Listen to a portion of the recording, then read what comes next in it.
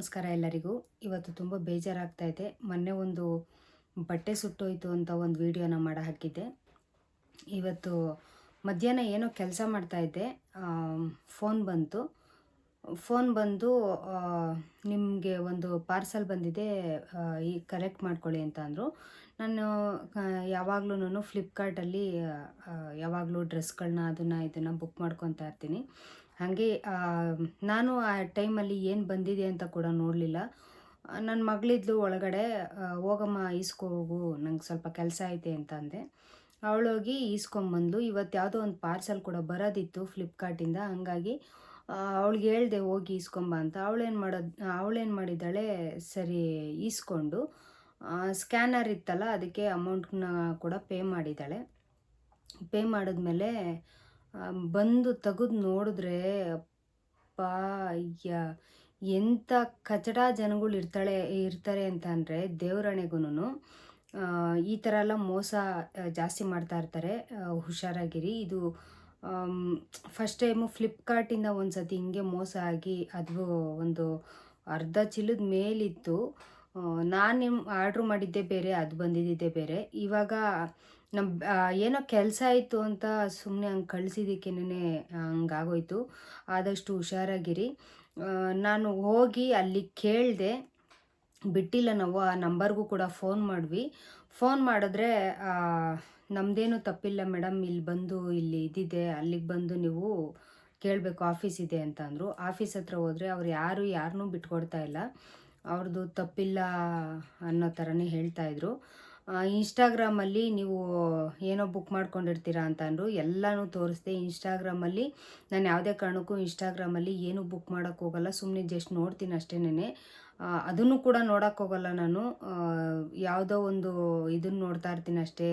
ಅದು ಬಿಟ್ಟರೆ ಇನ್ಸ್ಟಾಗ್ರಾಮ್ ನಾನು ಜಾಸ್ತಿ ಯೂಸೇ ಮಾಡಲ್ಲ. ಅದು ಸರಿ ಇಲ್ಲ ಅನ್ನೋದು ಒಂದು ಚೆನ್ನಾಗಿ ಗೊತ್ತಿರೋ ಅಂಥ ವಿಚಾರ ಎಲ್ಲರಿಗೂ.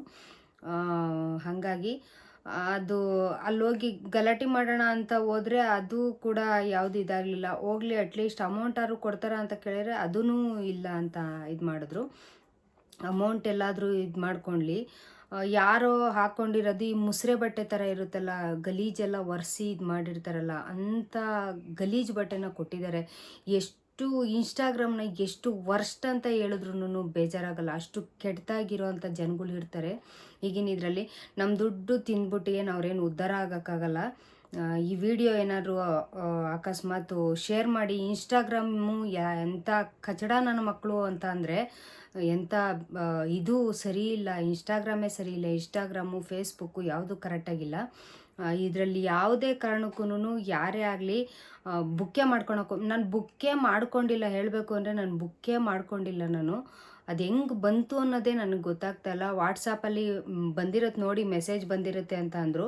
ವಾಟ್ಸಾಪಲ್ಲಿ ಕೂಡ ಮೆಸೇಜ್ನ ತೆಗೆದು ತೋರಿಸ್ದೆ, ಅದರಲ್ಲಿ ಕೂಡ ಇಲ್ಲ. ಅಮೌಂಟು ಯಾರಿಗೆ ಹೋಗಿದೆ ಅನ್ನೋದು ಕೂಡ ಗೊತ್ತಿಲ್ಲ. ಎಷ್ಟು ಕಚಡ ಜನ ಅಂತ ಅಂದರೆ ದೇವರಣೆಗೂ ಇಂಥವ್ರನ್ನ ಬೆಳ್ಸೋಕ್ಕೆ ಕೂಡ ಅವಕಾಶನೇ ಮಾಡಿಕೊಡ್ಬಾರ್ದು. ಇನ್ಸ್ಟಾಗ್ರಾಮ್ ಯಾವುದೇ ಕಾರಣಕ್ಕೂ ಜಾಸ್ತಿ ಯೂಸ್ ಮಾಡೋಕ್ಕೆ ಹೋಗಬೇಡಿ. ಜಾಸ್ತಿ ಏನು ಅದು ತುಂಬ ಫೇಕು ಕಣ್ರಿ. ಯಾಕೆ ಅಷ್ಟೊಂದು ಇದು ಮಾಡ್ಕೊತೀರಾ ಅಂತ ಗೊತ್ತಿಲ್ಲ. ನಾನು ಯೂಟ್ಯೂಬ್ ಚಾನಲ್ನು ಕೂಡ ಅದಕ್ಕೆ ಲಿಂಕ್ ಮಾಡ್ಕೊಂಡಿದ್ದೆ. ಈಗ ಅದರಲ್ಲಿ ಏನೋ ಹಾಕೋದೇ ಬಿಟ್ಬಿಟ್ಟಿದ್ದೀನಿ ನಾನು. ಯೂಟ್ಯೂಬೇ ಎಷ್ಟೋ ಪರವಾಗಿಲ್ಲ ಅಂದ್ಕೊಂಡು ಯೂಟ್ಯೂಬ್ನಲ್ಲೇ ಮಾಡ್ಕೊಂಡು ಹೋಗ್ತೀನಿ. ಯಾವುದೇ ಕಾರಣಕ್ಕೂ ಇನ್ಸ್ಟಾನ ಆದಷ್ಟು ದೂರ ಇಟ್ಕೊಂಡು ನೀವು ಸೇಫಾಗಿರಿ ಅಂತ ಹೇಳ್ತೀನಿ. ಯಾವುದೇ ಕಾರಣಕ್ಕೂ ಬುಕ್ ಮಾಡ್ದೇನೆ ನನಗೆ ಇಷ್ಟು ಪ್ರಾಬ್ಲಮ್ ಆಯಿತು. ಅಕಸ್ಮಾತ್ ಬುಕ್ ಮಾಡಿರೋರಿಗೆ ಯಾವ ರೀತಿ ತೊಂದರೆ ಆಗುತ್ತೆ, ಅದು ಯಾವ ಥರ ತೊಂದರೆ ಆಗುತ್ತೆ ಅಂತ ಅಂದ್ಕೊಳ್ಳಿ ನೀವು. ಇಷ್ಟು ಹೇಳ್ತಾ ಇವತ್ತಿನ ವಿಡಿಯೋನ ಮುಗಿಸ್ತಾ ಇದ್ದೀನಿ. ನನಗಂತೂ ತುಂಬಾ ಬೇಜಾರಾಯಿತು. ಅಮೌಂಟ್ ಹೋದರೆ ಹೋಗಲಿ, ಮುಂದೆ ಎಷ್ಟು ಪ್ರಾಬ್ಲಮ್ಗಳು ಇದು ಮಾಡಬೇಕಾಗುತ್ತೆ. ಇಂಥ ಅಮೌಂಟೇ ಅಲ್ಲ, ಬೇರೆ ಹೆಣ್ಮಕ್ಳದ್ದೇ ಆಗಲಿ ಗಂಡು ಮಕ್ಳದ್ದೇ ಆಗಲಿ ಫೋಟೋಗಳ್ನ ಇಟ್ಕೊಂಡು ಹಂಗೆ ಮಾಡೋದು ಹಿಂಗೆ ಮಾಡೋದು ಎಲ್ಲನೂ ಇನ್ಸ್ಟಾಗ್ರಾಮಲ್ಲಿ ನಡೀತಾ ಇರ್ತವೆ.